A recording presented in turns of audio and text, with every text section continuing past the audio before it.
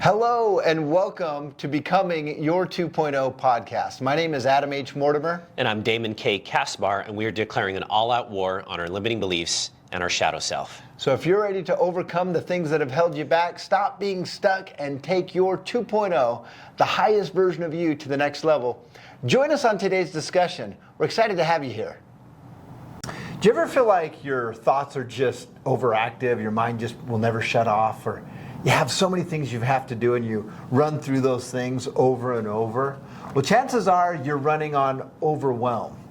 And that's probably one of the most common things that I hear, and I know you hear from clients, Damon, is we live in an overwhelmed society, big time. And today we're going to talk about overwhelm and how to overcome it with some practical tools. Yeah, I'm excited to dive into this, Adam. I mean, overwhelm, like we were talking just recently, right? Yeah. It's just so prevalent. And I don't think I've talked to really anybody that said, oh, my life is just going perfectly. There's no stress. There's nothing happening. I mean, it's a lot. And I think with all the maybe the world events or whatever it is, I mean, you can just feel it out there. It's palpable, and it's something that's just surrounded with. So knowing that, how do you get through that? How do you navigate that the best way? I want to try something, and everybody at home, if you want to try this, you can try this as well. But I want you to, and you've seen me do this, but I want to have you experience it. So go ahead and put your arms out like this. I'm going to have you just visualize something in your mind, okay? So close your eyes and visualize a bucket on one of your wrists. And what we're going to do is we're going to feel that bucket full of heavy things. So you can put rocks in it, you can put lead in it, bricks, water. So take a moment and really see it in your mind's eye right now. And then the other arm, we're going to put balloons, light balloons. Okay, so, and we'll double the balloons and the lightness. Okay, go ahead and open your eyes. Notice what happened. What do you notice? Interesting. Okay. This one's higher. So you notice that you've had a subconscious response. Yeah. And so the first thing to overcome overwhelm, you have to know a few rules about the subconscious. One is the subconscious mind thinks in the present tense. Everything with the mind is happening in the now. That's really important to remember because we're going to build on this. So the other thing to notice is you visualized it, and what did your body do? Just started naturally, my arm went down. It responded, right? So vision is connected to subconscious response, right? So present tense and vision. So what I notice with people when they're overwhelmed, when you feel overwhelmed, what's happening in your mind? So let's take, I know we had a conversation, I hope this is okay that I share this, but you mentioned you were actually feeling overwhelmed today. You were feeling some of that today. Well, totally okay. That's why we're doing this. What do you notice going on in your mind? What thoughts do you have that cause that feeling to come up? It's constant questions, like what am I going to do? How am I going to do this? That always comes up. What am I going to do? How am I going to do it? Now I've got to do this. Now I've got to do that. I just kind of find myself just constantly projecting, thoughts that haven't even happened yet, and things that could happen but may not even happen. So it's just kind of, I feel it running rampant and just kind of out of control sometimes. Okay, so the first thing to notice with overwhelming thoughts, 99% of the time they're out of the moment. In other words, you're focusing on something that has or hasn't happened in the future. You notice that? So your mind's not here. And one of the questions I always ask is, if your mind, Damon, is not here in the moment, who or what is operating the show if you're not here? Thoughts. I mean, just stuff that's not even me, I guess. Right. I don't know what, frankly, sometimes. So the reality is your power, which is your ability to act and take action, is absent when you're overwhelmed because you're not present. You're not here. Your mind is somewhere else.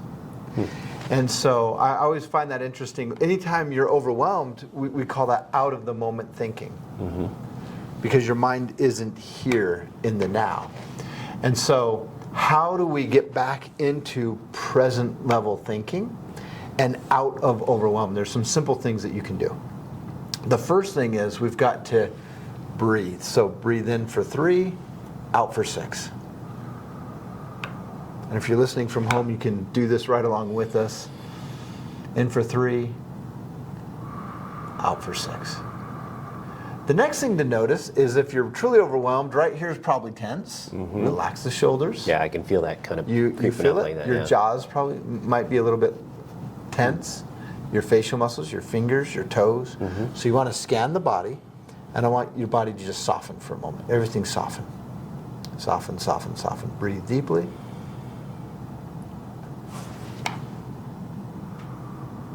And the question that you can ask yourself is, am I here? Am I present right now?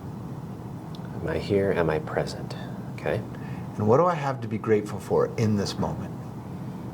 What do I have to be grateful for in this moment? In this moment, what's one thing you can be grateful for? Oh, my family, my wife, my kids. Your Absolutely. family, your wife, your kids. Okay, perfect. So that's a simple little exercise that will help you get into that space. Now, let's talk about why overwhelm happens. Okay, overwhelm, and I always love it when people say, "Why you never feel underwhelmed?" Right? We always feel overwhelmed. Right? We have stuff on top of us. Right? It feels like a weight. Yeah. And so, why does the mind get to the point of being overwhelmed? Well, if I'm visualizing everything I need to do in the future, if I'm asking questions about what may or may not happen in the future, it pulls me out of this present moment. It takes your control, your power away from you. So you're left powerless with a system that is overloaded with data. Remember, all of that in the mind believes all of it is happening when? Now. Right now. And so if I'm visualizing all the stuff I have to do for the day, your brain is doing this at a cellular level. This is happening. You're having a subconscious response. And so your brain sees all this thinking it's all happening right now, and it goes, panic button, I can't do all this right now. And you go bing, bing, bing, bing, bing, bing, and it's that overwhelm button. Overwhelm is dangerous because what's the next step after overwhelm? I just think of like stress, anxiety. Okay, and when you feel stressed and anxious, what's the next step? What do you feel like doing?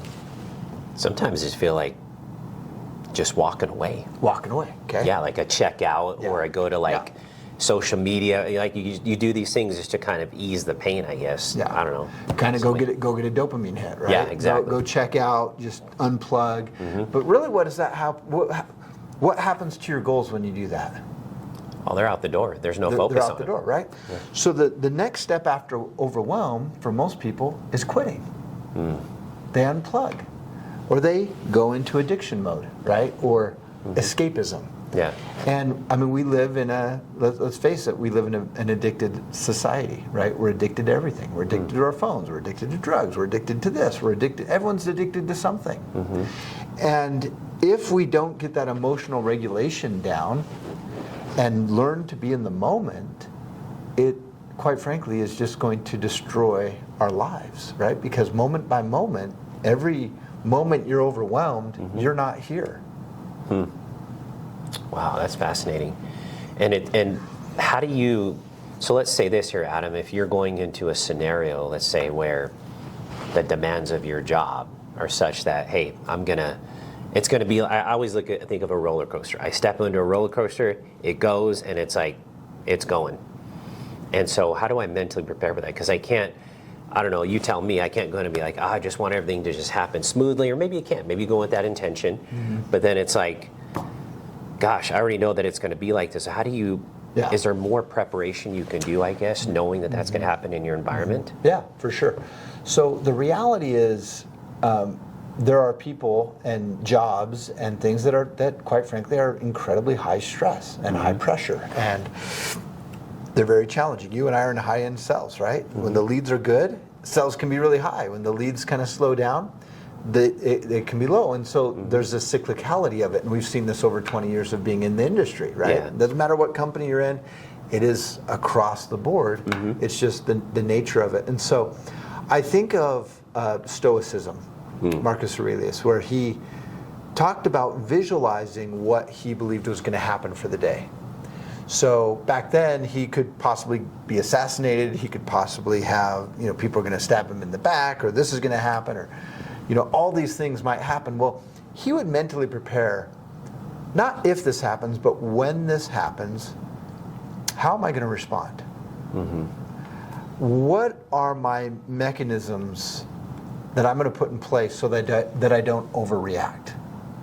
Because I don't know about you, Damon, but there's the times I've gotten myself into trouble is when I've overreacted, right? Yeah. I didn't slow down, think things through. What I've been doing now, before I go into a situation, even before I respond to emails, I use my coach ChatGPT, right? Hey, I bounce ideas like, hey, here's a situation. How should I respond? How can I respond to this in my 2.0 state? It knows a lot about me now. Yeah. So I just say, hey, Adam H. Mortimer, my 2.0, here's the situation. How should I respond so that I don't respond to the situation emotionally? Oh, interesting. And so then I get feedback. And for me, just having that little moment of a gap between stimulus and response is enough for me to make a decision on how do I want to show up in this situation without overreacting. Okay, so let's say you made a mistake. Like you went in with that intention, like, yeah, I'm going to come in and just be confident, whatever. And then you slip up, you get upset, something happens, you see an email, text, whatever, you kind of get out of moment thinking. Yeah. What do you do to kind of check back in without, I hear this a lot from people too. They kind of beat themselves up a little bit, like, hey, why did I do that? They kind of go into that mode. And even though they sort of pull back a little bit, they're still carrying a little bit of that energy of, why did I do this? I wasn't true to myself when I said I was going to do it, and I didn't do it. And so you mentioned breathing, right, as one way. How do you kind of go back to that again? How do you not beat up on yourself? Yeah, how do you avoid going into that mode, I guess? Guilt tripping yourself? Yep. Grace, right? Knowing, hey, I've spent a lot of my life as 1.0. And a shorter portion of my life is 2.0, right? I mean, it's a relatively new thing that we started to develop.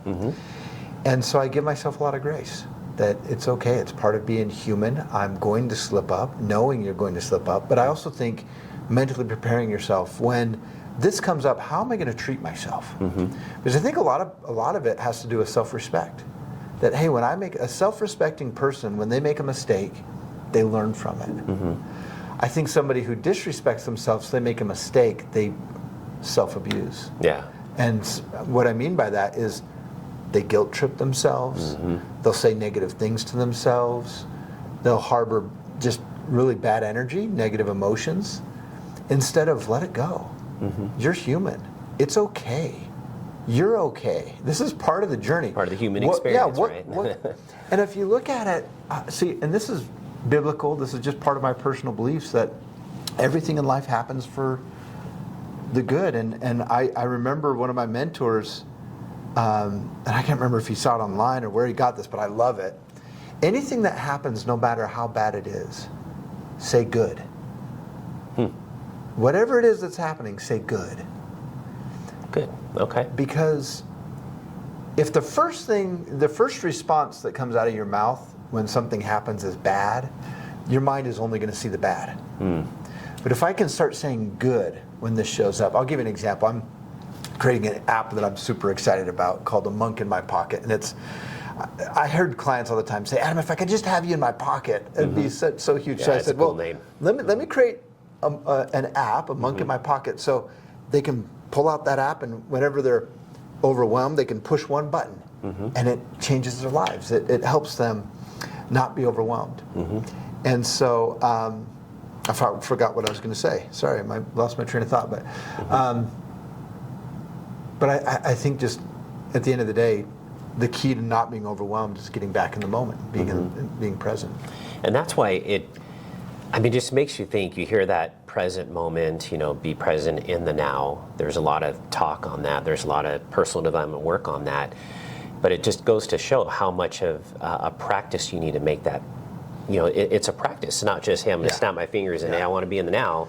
It's I like what you said. It's how do I envision my day going? If this happens, this is how I'm going to condition myself to respond. My higher self, right? Because we can be like, I condition myself on my 1.0 version. Well, that's not going to work. Yeah. Or no, what would the 2.0 version say? How would the 2.0 version respond if this were to happen? Yeah. And you're saying when we do that, we're more kind of prepared. So it may be that we slip up a little bit, but at least we snap back into responding rather than reacting, right? give yourself time to respond. I think all too often we want to quickly respond. Even in a meeting, I think people sometimes feel pressured to, their heart rates start going. And once you start feeling that, you need to have a mechanism of slow it down. Slow down the conversation. Let's figure out how we're going to respond before we respond. I mean, let's be honest. I had a challenge today with an email, right? And I talked to you about it. And I said, I think this person was well-meaning, but it almost felt like a little bit of an attack on me. And I noticed my mind wanting to get in defensive mode. Well, gosh, this is what we do, and this is how we've done things. And I consulted my chat GPT, but who else did I ask? Yeah, you're talking to me. I talked to you, right? I said, hey, what's your perspective on this? And he said, well, you kind of said, well, let's look at it this way. The challenge is emails are personal, right? So you take it personally, okay? Yeah. And if you can have somebody else look at it outside of you, they're not going to take it personally. And it can help you redraft or rethink the email. And I'm glad I didn't send, my impulse was defense mode. Okay, I got to defend my value in the company, and I got to defend who I am, and I got to defend this. And then once I took a step back, it was like, no, look at it from that person's perspective. They're just trying to help out, and they're trying to move the needle and do their thing, and which I appreciate. But it took me running it through my chat GPT, talking to you, taking a step back, and then respond to the email. When I've gotten in trouble in the past, it's email response.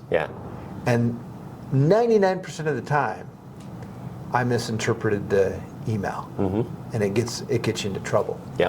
Well, it's even worse with text messages, right?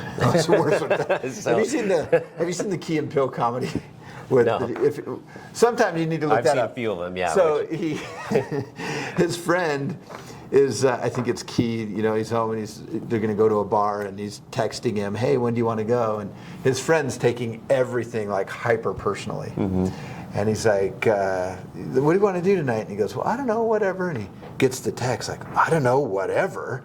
What's that mean?" And he's just totally, and it just goes on and on until it gets worse and worse. But the friend texting was totally relaxed, just not meaning any of that, just writing a text.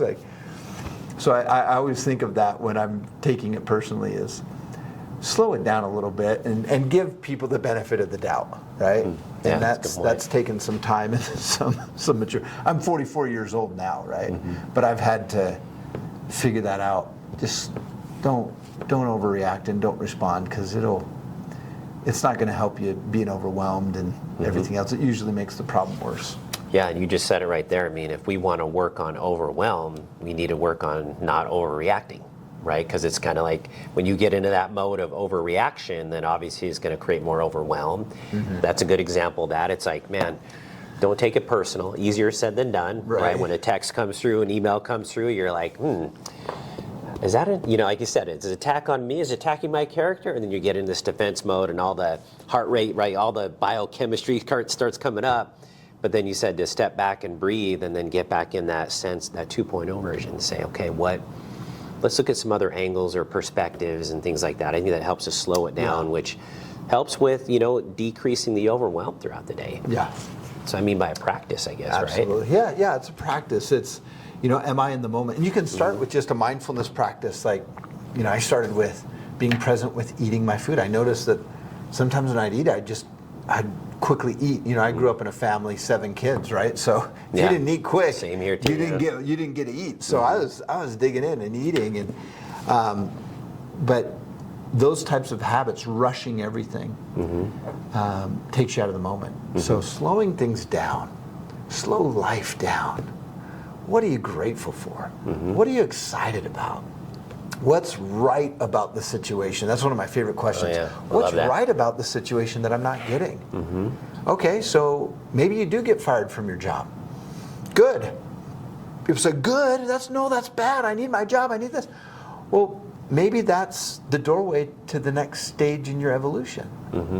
I think of some people that were fired from media, and they ended up starting their own thing, and they ended up becoming 10 times bigger than they ever were at the job that they thought was the end-all be-all. And so I think that's the biggest thing. If you have that faith, and it's a spiritual concept, right? That, hey, God's got my back. And whatever I go through in life, good. It's going to be for my benefit. I'm going to trust that. I'm going to lean into that. And if I really believe it's happening for my benefit, why would I be overwhelmed? Why would I be anxious? Why would I worry? Yeah. This is happening. I don't have control over those external situations either. Anyway, so why worry about it? See, Damon, we can either operate from a place of fear or we can operate from a place of faith, but we're not going to do both.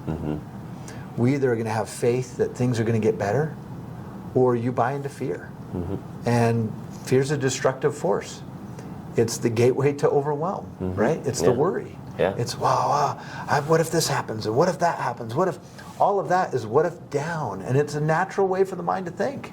Don't we all naturally think of the worst case? Yeah, we're kind of conditioned that way, right? So to speak. We've evolved that way, right? To think worst case scenario. And so, and everybody does this. Everybody does it. We go to the worst case. Like, I've done this thought experiment with students where I say, okay, let's imagine your spouse. They're supposed to come home at this time, but they come home at 2 in the morning. What's your first thought? Almost always they'll say, well, they're either dead or they're cheating on me or there's, something terrible is their first thought that pops in their mind. So knowing that the mind is going to go to the worst case scenario, it takes effort to say, well, what's right about this that I'm not getting? How can I turn this into something good? And as you start to practice good, right, in everything that happens, you're going to notice your anxiety lowering, overwhelm lowering. And the next thing is, stop trying to do 5 things at once. Right? Yeah. We're on the phone, we're doing this, we're thinking this thought, we're eating lunch while we're doing it, and we're doing all these things.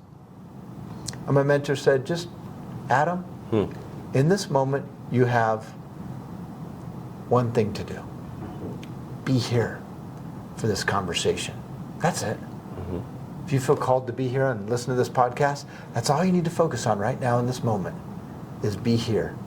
I'm just focused on this conversation right here, right now. That's all we need to focus on. But what about, but you have the overactive mind, we call it the monkey mind. Monkey mind comes in, but what about, Adam, I got to do this and I got to do this. I hack into people's brain for a living. So I know people listening at home are like, yeah, but he doesn't understand my situation. He doesn't understand it. I can already hear those people talking. It's so funny. I know, me too. Like, yeah, I hear your voice. I hear you. I'm talking to you. It does take a little practice. Yeah. Because your brain has gotten into some bad habits. And so we need to bring it back to the breath. Focus on one thing. But what about, here's the monkey brain, here it comes. Focus on breath. One thing at a time. Yeah. One thing at a time. As simple as that sounds, it is the antidote for overwhelm. And I promise you, you apply that, you're going to conquer that feeling of fear and overwhelm in your life. We hope you enjoyed today's episode. What was your top takeaway that you want to take into your week and apply and practice? So if you can pick at least one thing, we call this the 1% rule. Just get a little bit better today than you were yesterday. We can't wait to hear about your successes, and we'll see you on the next episode.